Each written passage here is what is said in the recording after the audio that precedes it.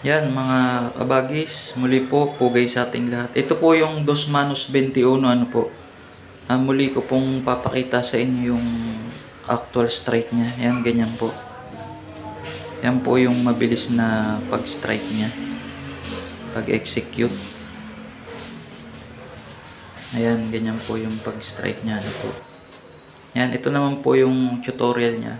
Twirling po una, rope block, pangalawa, pangatlo yung abaniko, pang-apat po yung redonda.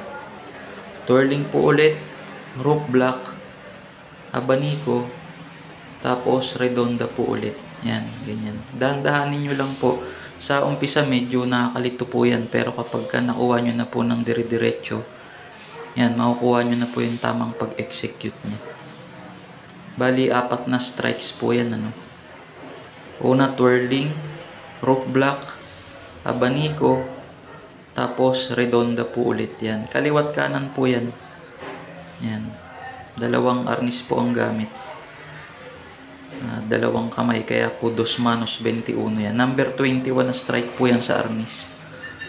Yan, ganyan po pag-execute niya. Ulitin po natin yung actual strike niya.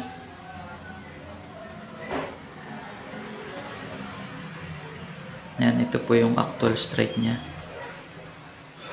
Bilisan po natin ng konti.